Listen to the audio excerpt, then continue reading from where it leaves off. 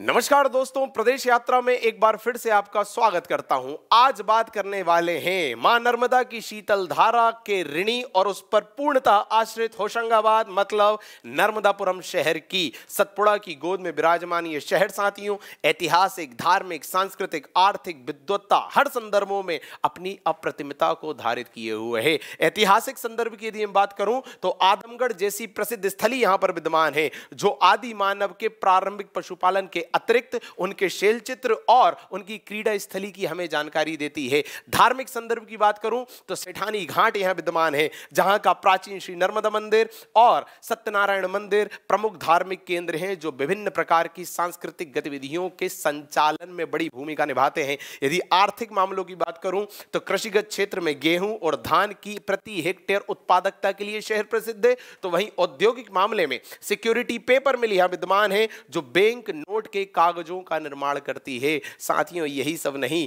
यह शहर विद्वत्ता विभूषिता के मामले में भी किसी से पीछे नहीं है। इस शहर में माखनलाल चतुर्वेदी, भवानी प्रसाद मिश्र, हरिशंकर परसाई जैसी बड़ी विभूतियां पैदा हुई हैं। ऐसे ही हमारे होशंगाबाद मतलब नर्मदापुरम शहर की आज बात करने जा रहे हैं। शुरुआत करते हैं साथियों। जैसा कि आप जानते हैं, हर शहर में, हर जिले में हम सबसे पहले नक्शे का अध्ययन करते हैं और 4 बिंदुओं को रेखांकित करने का प्रयास करते हैं। पहला बिंदु, संबंधित जिला जो है वो पड़ोस के किन जिलों की सीमाओं को स्पर्श कर रहा है। तो होशंगाबाद मतलब नर्मदापुरम शहर जो है वो रायसेन, नरसिंहपुर, छिंदवाड़ा, बैतूल, हरदा और सीहोर जैसे पड़ोसी जिलों की सीमाओं को स्पर्श कर रहा है। दूसरा पॉइंट हम देखते हैं कि ये जो जिला है वो किस संभाग का पार्ट है। साथियों नर्मदापुरम जो है वो नर्मदापुरम संभाग का ही पार्ट है। एक बात यहां समझ लीजिए, ये जो होशंगाबाद है इसके जिले का नाम भी होशंगाबाद था और ये होशंगाबाद संभाग के अंतर्गत ही आता था, ठीक। पर 2008 में होशंगाबाद संभाग का नाम बदल के नर्मदापुरम संभाग कर दिया गया था और अभी फरवरी 2022 में जो होशंगाबाद जिला है उसका नाम भी बदलकर नर्मदापुरम जिला कर दिया गया है। तो संभाग का नाम होशंगाबाद से नर्मदापुरम कब हुआ? 2008 में। और जिले का नाम होशंगाबाद से नर्मदापुरम कब हुआ? तो फरवरी 2022 में। यह दूसरा बिंदु। तीसरा बिंदु साथियों, ये जो जिला है वो किस संभाग का पार्ट है वो मैं बता चुका हूं कि नर्मदापुरम संभाग का पार्ट है, ठीक। चौथा बिंदु, ये पड़ोस के किस राज्य की सीमा को स्पर्श कर रहा है? तो आपको नक्शे में स्पष्ट दिख रहा है ये अंतर्वर्ती जिला है। अंतर्वर्ती मतलब लैंड लॉक्ड रीजन, भू आवेष्टित क्षेत्र, पड़ोस के किसी राज्य की सीमा को स्पर्श नहीं करता। और इस तरह के मध्य प्रदेश में कुल 17 जिले हैं साथियों, जो अंतर्वर्ती हैं, भू आवेष्टित हैं, लैंड लॉक्ड हैं, किसी भी पड़ोसी राज्य की सीमा को नहीं छूते। और आखिरी बहुत इंपॉर्टेंट बिंदु कि ये जो जिला है ये किस पठारी या घाटी क्षेत्र में आता है। साथियों 2 भौगोलिक क्षेत्रों में अपनी उपस्थिति दर्ज करता है। नंबर 1 सतपुड़ा और नंबर 2 नर्मदा सोन घाटी। आप सभी जानते हैं इस मध्य प्रदेश में जो ये दक्षिण की पट्टी है इसे सतपुड़ा कहते हैं। सतपुड़ा के ऊपर जो ये पट्टी गई है समानांतर, इसको नर्मदा सोन घाटी कहते हैं। इस नर्मदा सोन घाटी के इधर ऊपर आप जाएं लेफ्ट में तो यह पश्चिम में मालवा का पठार है, यहां मध्य प्रदेश के बिल्कुल ऊपर मध्य भारत का पठार, यहां पे ये बुंदेलखंड के पड़ोस में रीवा पन्ना का पठार और रीवा पन्ना के बिल्कुल पड़ोस में मतलब मध्य प्रदेश के बिल्कुल पूर्व में बघेलखंड मतलब पूर्वी पठार विद्यमान है। ये ओवरऑल हमारी मध्य प्रदेश की ज्योग्राफी है, प्राकृतिक विभाजन है। क्लियर? ये सारे बिंदु बहुत ज्यादा इंपॉर्टेंट है साथियों। इन 4 से 5 बिंदुओं पर विगत कई वर्षों में कई प्रश्न बने हुए हैं। या तो किसी जिले के बारे में पूछा जाता है कि किस संभाग का पार्ट है, या तो पूछा जाता है कि किस पठारी क्षेत्र में आता है, या पूछा जाता है किस पड़ोसी जिले या राज्य की सीमा को छूता है। और हम यहां पर चूक जाते हैं क्योंकि नक्शे का अध्ययन हमारा कमजोर होता है। हम सामान्यतः थ्योरी पढ़ने पे ज्यादा बल देते हैं। थ्योरी तो पढ़ना ही है पर नक्शे का अध्ययन निरंतर करते चलना है। कुछ चीजें नक्शे के बिना नहीं हो सकती। अब ये वाली चीज नक्शे के बिना संभव ही नहीं है। आप क्या क्या याद करोगे सर? क्या क्या याद करोगे? हर जिले का कैसे याद करोगे कि पड़ोस के किन किन जिलों को छू रहा है? हर जिले का कैसे याद रखोगे कि पड़ोस के किस राज्य को छू रहा है? इसके लिए आपके मस्तिष्क में नक्शा बैठा होना चाहिए कि ये जिला यहां है तो इनको छू रहा है। साथियों ये जो नर्मदापुरम जिला हमारा है और ये नर्मदापुरम संभाग का पार्ट है जैसा मैंने बताया। इसी नर्मदापुरम संभाग में नर्मदापुरम जिले के अलावा 2 जिले और हैं, एक का नाम है बैतूल और एक का नाम है हरदा। तो नर्मदापुरम संभाग में टोटल कितने जिले हो गए?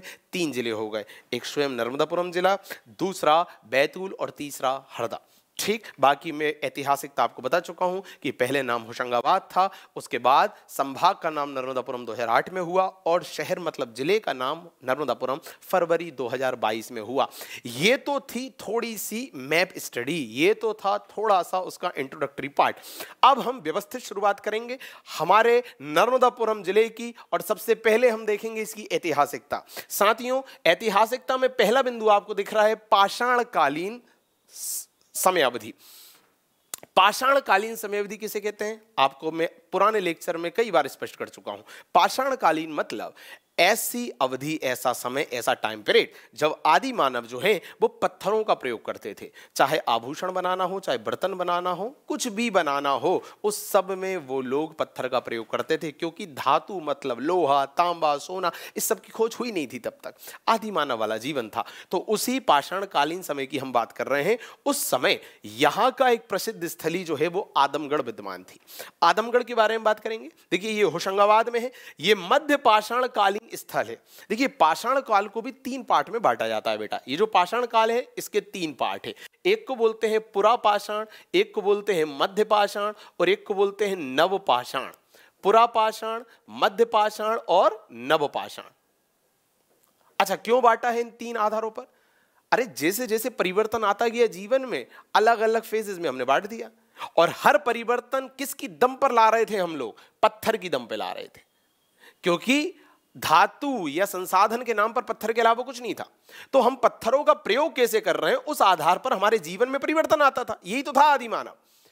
तो शुरू में उसका जीवन जो बिल्कुल पुराना था, परंपरागत आधार पर, वो पुरा पाषाण काल कहलाया। फिर उसने पत्थरों का नए तरह से उपयोग किया और अपने जीवन में कई तरह के सुधारों को प्रेषित किया, तो वो कहलाया मध्य पाषाण काल। और इसके अलावा फिर उसने पत्थरों की दम पर आग लगाना सीखा, इसके बाद खेती करना सीखा। ये सब जब उसने किया तो ये टाइम पीरियड कहलाया नव पाषाण काल। मतलब पत्थरों का उपयोग जो है उसका तरीका वो बदलता गया, पत्थरों का यूज करना प्रॉपर सीखता गया और अपने जीवन में सुधार करता गया। इसी आधार पर 3 कैटेगरी में बांटा जाता है और सबके आगे पाषाण लगा होता है। पुरा पाषाण, मध्य पाषाण, नव पाषाण। क्यों? क्योंकि पत्थरों की दम पे हो रहा है जो भी हो रहा है। देख रहे हो, आदि मानव ने पत्थर की दम पे अपने जीवन में क्या परिवर्तन ले आया। आज हम संसाधनों के नाम पे रोते हैं कि हमारे पास ये नहीं है, हमारे पास वो नहीं है, हमारे पास इतना पैसा नहीं है, हमारे पास उतना पैसा नहीं है, संसाधनों के नाम पे रोते रहते हैं। पर आदि मानव, हमारे ही पूर्वजों से यदि हम सीखें तो केवल पत्थरों के उपयोग के दम पर उन्होंने अपने जीवन में क्या बड़ा परिवर्तन सुनिश्चित किया। चलिए, तो ये 3 पार्ट हैं। ठीक, तो ये जो आदमगढ़ है ये मध्य पाषाण कालीन टाइम पीरियड से संबंधित है। ठीक, वही लिखा है। देखिए, मध्य पाषाणकालीन स्थली है जो नर्मदा के तट पर विद्यमान है, बिल्कुल स्वाभाविक है। यहां गुफा शैली, चित्र व प्रागैतिहासिक मानव की क्रीड़ा स्थली प्राप्त हुई है। इसके अतिरिक्त यहां प्रारंभिक पशुपालन के भी संकेत मिले हैं। मतलब सबसे पहले जब मनुष्य ने पशुपालन किया था तो पहले पशुपालन के संकेत नर्मदापुरम के आदमगढ़ से मिले हैं साथियों। इसके अलावा मैंने क्या बताया आपको? शैल चित्र, मतलब जो शैल चट्टानें होती हैं उस पर चित्रकारी, उस पर पेंटिंग के साक्ष्य भी यहां से मिले। क्रीड़ा स्थली, वो किस तरह से खेल कूद करता था, मनोरंजन करता था, इस सारे साक्ष्य को भी हम देख सकते हैं यहां से।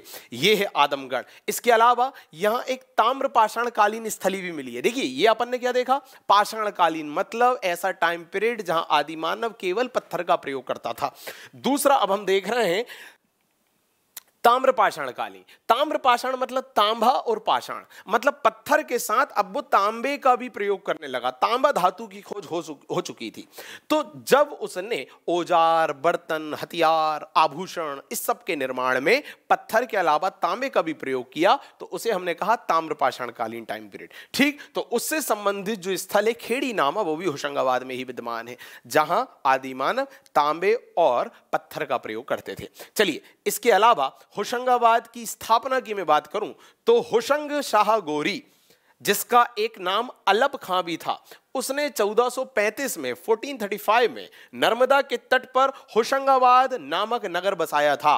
तो होशंगाबाद का नाम होशंगाबाद होशंग शाह गोरी के नाम पर पड़ा था, जिसने 1435 में नर्मदा के तट पर इस शहर को बसाया था। ये इसकी ऐतिहासिकता है। इसके अलावा 1857 की क्रांति जब इस देश में हुई तो आप जानते हैं मध्य प्रदेश के कई सारे ऐसे क्षेत्र थे, कई सारे ऐसे स्थल थे जहां प्रमुख क्रांतिकारी गतिविधियां संपन्न हुई थी, उन्होंने भी अपनी भूमिका निभाई थी। तो होशंगाबाद से ठाकुर दौलत सिंह और पंडित बाबा साहब ने 1857 की क्रांति में भूमिका निभाई थी।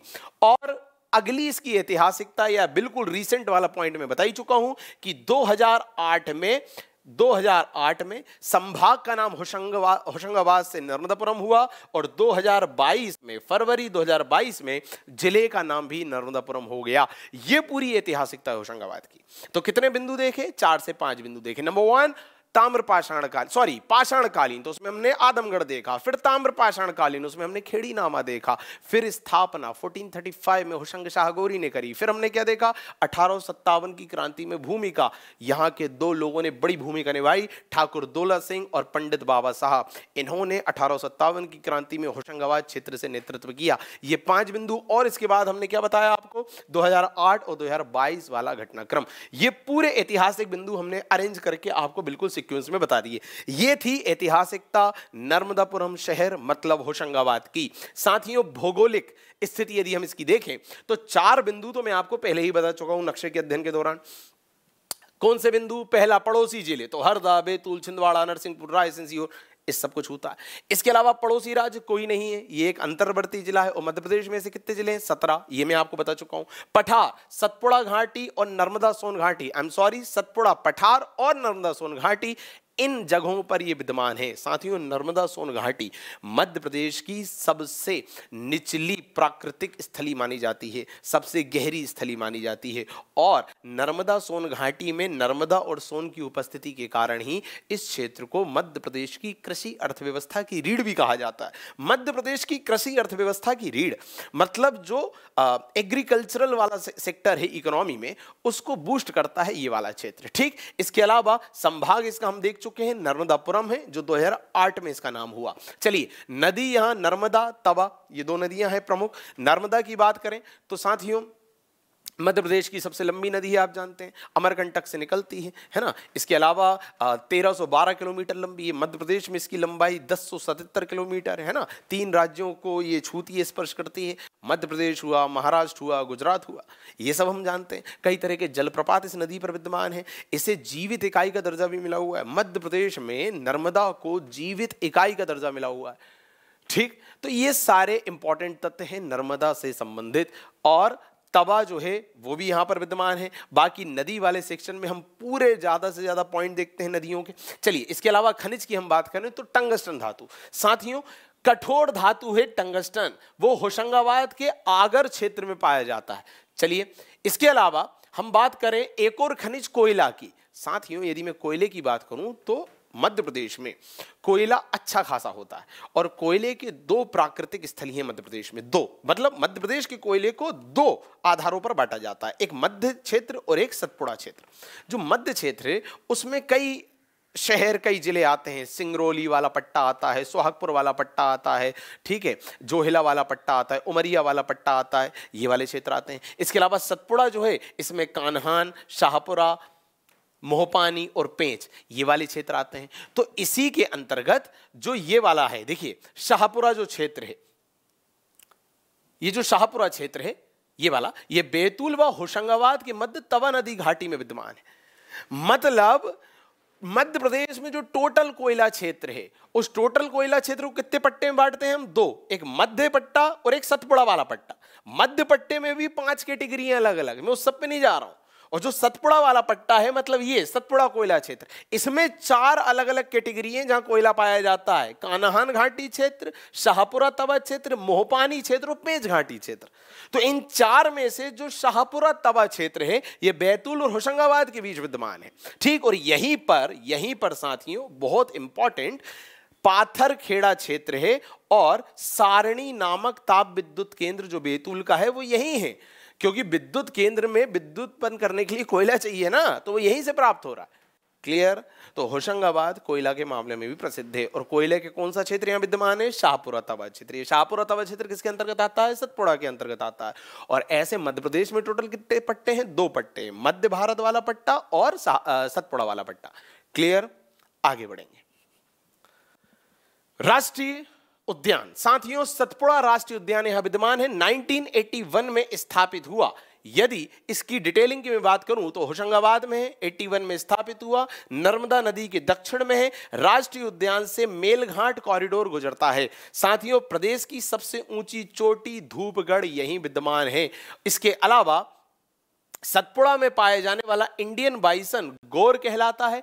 और साथियों, बहुत ज्यादा इंपॉर्टेंट एक बात मैं आपको बताना चाहता हूं, ये देखिए, प्राकृतिक रूप से चलने एकमात्र टाइगर रिजर्व है साथियों जहां पर प्राकृतिक विचरण की सुविधा है। प्राकृतिक विचरण मतलब आप अपने वाहन, अपनी जीप, अपनी गाड़ी लेके वहां जा सकते हो और आराम से घूम सकते हो। इस तरह की सुविधा कहीं पर विद्यमान नहीं है। सिंचाई की मैं बात करूं तो तवा का संगम जो है हंडिया क्षेत्र में नर्मदा से होता है, तो वहां पर सिंचाई जो है वो अच्छी खासी होती है। तवा अभी मैंने चर्चा की थी, और नर्मदा, दो नदियां, इन दोनों का संगम कहां हो रहा है? तो हंडिया क्षेत्र में हो रहा है, होशंगाबाद के। इसके अलावा मध्य प्रदेश का दूसरा सबसे लंबा नदी पुल, ये कुछ समय पहले तक पहला था, अब दूसरा हो गया है।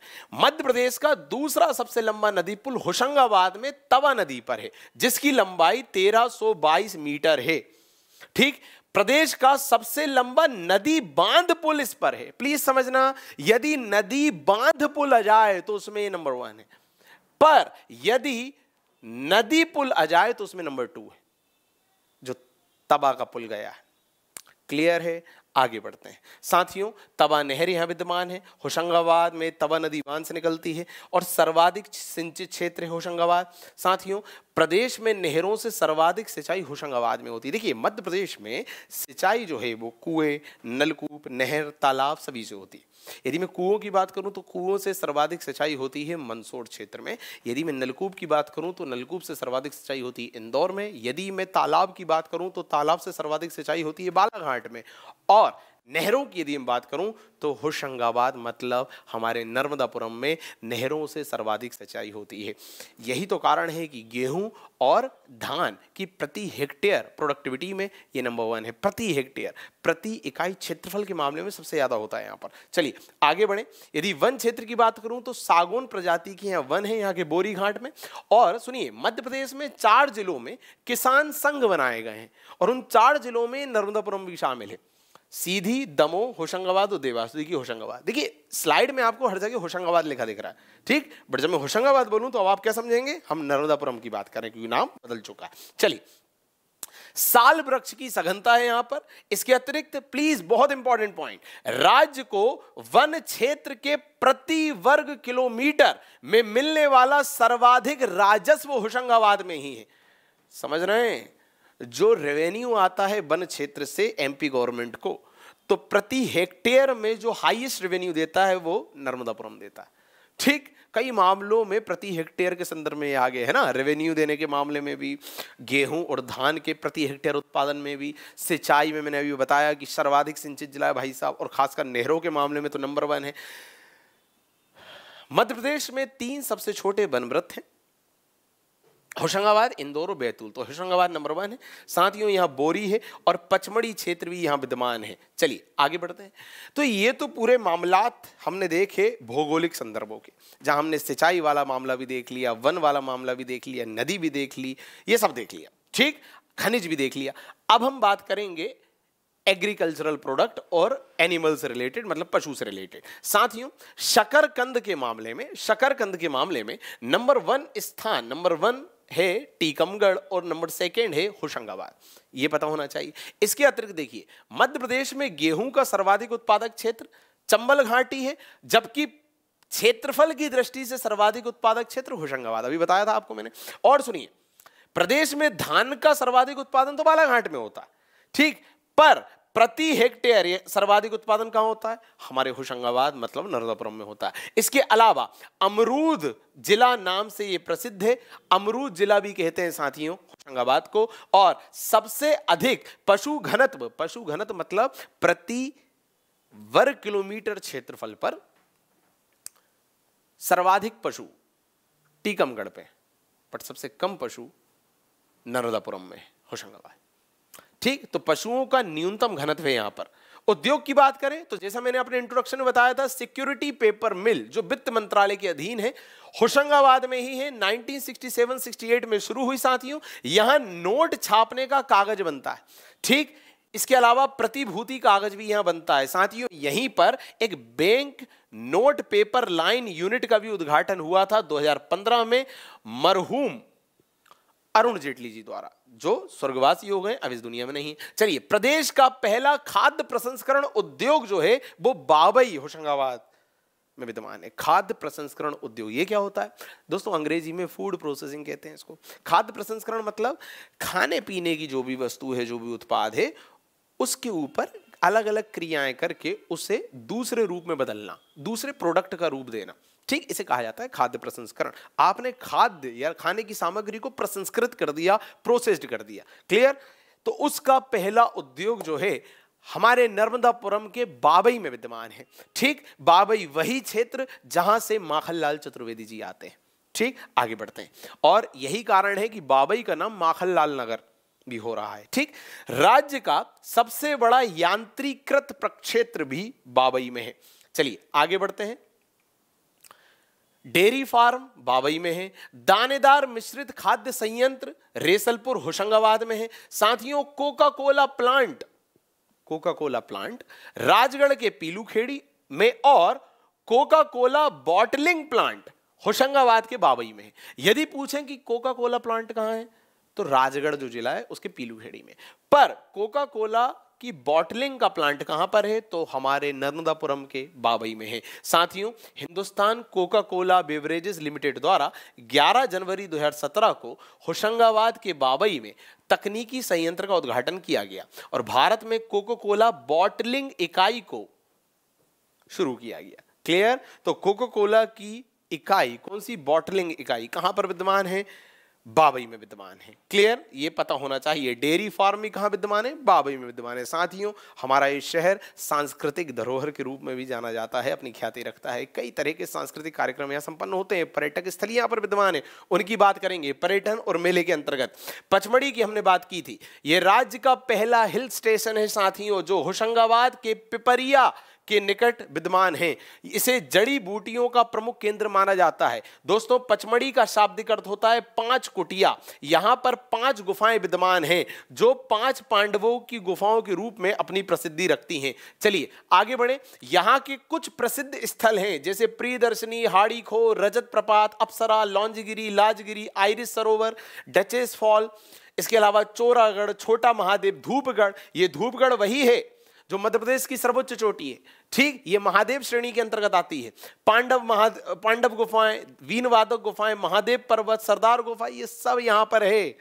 याद कर लेना है। ये सारी चीजें नोट्स के फॉर्म में आपको हमारे टेलीग्राम ग्रुप पे मिल जाएंगी। मैं इस पूरे लेक्चर के बाद इस पूरी स्लाइड को नोट्स में कन्वर्ट करवा के अपने ग्रुप पे डलवा दूंगा। यदि आपने अभी तक हमारा टेलीग्राम ग्रुप ज्वाइन नहीं किया है तो अभी कीजिए, उसकी जानकारी नीचे डिस्क्रिप्शन में मैंने दी हुई है। चलिए, मधुमक्खी समान प्रतीत होने के कारण जो बी फॉल है उसका नाम बी फॉल पड़ा।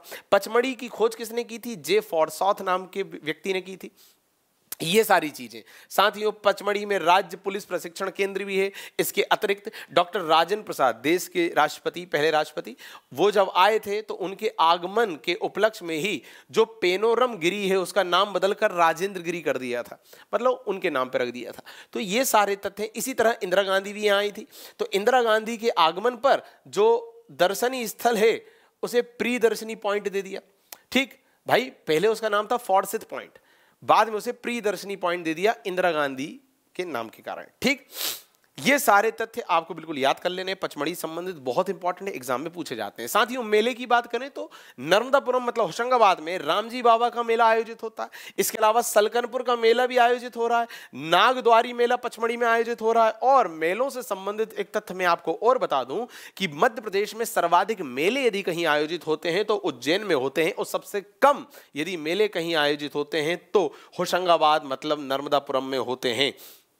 साथियों, यदि मैं एक जिला एक उत्पाद की बात करूं तो आप सभी जानते हैं कि शासन द्वारा, सरकार द्वारा किसी जिले की किसी खासियत को, किसी प्रसिद्धि को प्रमोट करने के लिए एक जिला एक उत्पाद की श्रेणी में उसे डाल दिया गया है। मध्य प्रदेश का होशंगाबाद मतलब नर्मदापुरम जिला अपने पर्यटन के लिए प्रसिद्ध है। जैसा मैंने स्टार्टिंग में बताया था, सेठानी घाट यहाँ विद्यमान है, प्राचीन श्री नर्मदा मंदिर यहाँ विद्यमान है, सत्यनारायण मंदिर यहाँ विद्यमान है, कई सारे प्रसिद्ध मंदिर यहाँ विद्यमान है, कई तरह के धार्मिक और सांस्कृतिक आयोजन होते हैं यहाँ पर।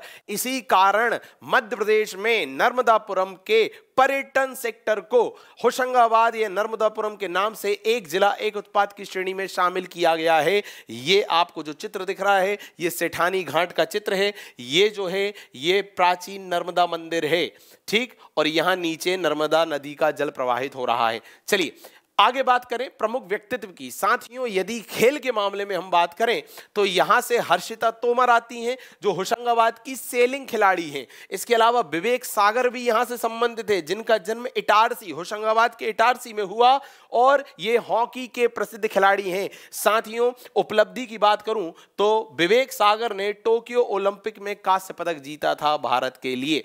आगे बात करें लेखकों की, जैसा मैंने स्टार्टिंग में बताया माखनलाल चतुर्वेदी, भवानी प्रसाद मिश्र और हरिशंकर परसाई जैसे विभूतियों की जन्मस्थली रहा। माखनलाल चतुर्वेदी, इन्हें भारतीय आत्मा भी कहा जाता है।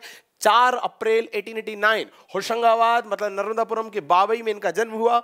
हरिशंकर परसाई का जन्म भी होशंगाबाद में हुआ और भवानी प्रसाद मिश्र का जन्म भी यहाँ के टिगरिया ग्राम में 1914 में हुआ। साथियों वर्तमान में एक प्रसिद्ध लेखक जो उभरते हुए लेखक हैं, कलाकार हैं, मानव कोल, उनका संबंध भी होशंगाबाद से है। साथियों यदि मैं इन सारी विभूतियों की बात करूं तो माखनलाल चतुर्वेदी जी को भारतीय आत्मा कहा जाता है। माखनलाल चतुर्वेदी जी ने कई रचनाएं लिखी साथियों, हिम कीर्तिनी, हिम तरंगिनी, छिजुरी काजल आज रही, माता, युग चरण, समर्पण, ये सारी रचनाएं इन्होंने लिखी। पुष्प की अभिलाषा इन्होंने बिलासपुर जेल में बैठ के लिखी। इसके अलावा हरिशंकर परसाई जी की हम बात करूं तो शिकायत मुझे भी है, जैसे उनके दिन फिरे, रानी नागपनी की कहानी, ठिठुरता हुआ गणतंत्र, ठीक है, एक लड़की 5 दीवाने, सुन भाई साधो, ये सारी रचनाएं इन्होंने लिखी। भवानी प्रसाद मिश्र की यदि हम बात करूं तो इन्होंने कई रचनाएं लिखी, गीत फरोज, गांधी पंचशती, सन्नाटा, अंधेरे में बुनी हुई रस्सी, खुशबू के शिलालेख, अनाम तुम आते हो, ये सारी रचनाएं इनकी हैं। तो ये सारी विभूतियां होशंगाबाद शहर से जुड़ी हुई हैं। अभिनेता की बात करूं तो राजीव वर्मा जी एक फिल्म अभिनेता यहीं से हैं। प्रश्न दोस्तों सीधे आता है, राजीव वर्मा किस विधा से संबंधित है? तो आपको पता होना चाहिए फिल्म से संबंधित है, अभिनय से संबंधित है और कहां के? होशंगाबाद के हैं। साथियों कुछ अन्य तथ्य देख लीजिए इस शहर के बारे में। मध्य प्रदेश का गेहूं अनुसंधान केंद्र पवारखेड़ा होशंगाबाद में है। संजय गांधी युवा नेतृत्व और ग्रामीण विकास शिक्षण संस्थान पचमढ़ी में है और थल सेना शैक्षणिक प्रशिक्षण कॉलेज व केंद्र भी पचमढ़ी में है। साथियों देश का पहला दिव्यांग पार्क होशंगाबाद में खुला। देश का पहला मदर मिल्क बैंक इसके जिला अस्पताल में ओपन किया गया। मध्य प्रदेश की पहली खुली जेल कॉलोनी होशंगाबाद में है। साथियों समझिए जरा, मध्य प्रदेश की पहली खुली जेल यदि पूछें तो मुंगावली मतलब अशोकनगर लगाइएगा। मध्य प्रदेश की पहली खुली जेल कॉलोनी पूछे तो होशंगाबाद लगाइएगा। और खुली जेल और खुली जेल कॉलोनी में क्या अंतर है? तो जो खुली जेल कॉलोनी है वहां पर जो परिवारजन हैं वो भी कैदी के साथ रहते हैं। दोस्तों मध्य प्रदेश में सोलर फोटोवोल्टिक के कुछ प्लांट हैं, झाबुआ, बैतूल और होशंगाबाद के गांव में लगे हुए हैं। इसके अलावा मध्य प्रदेश प्रगतिशील लेखक संघ की ओर से प्रकाशित पत्रिका वसुधा है जिसके संपादक हरिशंकर परसाई हैं होशंगाबाद के। ठीक, तो पूछा जाता है वसुधा जो है इसके संपादक कौन थे? तो हरिशंकर परसाई जी होशंगाबाद के। आत्मा परियोजना यहां से संचालित है। क्या है आत्मा परियोजना? इसके अंतर्गत मध्य प्रदेश में फार्म स्कूल की शुरुआत हुई। कहां से? छिंदवाड़ा और होशंगाबाद से। तो दोस्तों आत्मा परियोजना का संबंध किस चीज से? फार्म स्कूल, एग्रीकल्चरल एक्टिविटी से संबंधित जानकारी देने के लिए। और ये कहां खोले गए? तो होशंगाबाद और छिंदवाड़ा में। स्विमिंग के लिए 2008 में एकेडमी होशंगाबाद में खोली गई। ये थी बहुत सारी जरूरी जानकारियां नर्मदापुरम मतलब होशंगाबाद के बारे में। आशा करते हैं कि हमारा ये छोटा सा प्रयास आपके लिए किसी न किसी संदर्भ में उपयोगी सिद्ध होगा। बहुत बहुत धन्यवाद।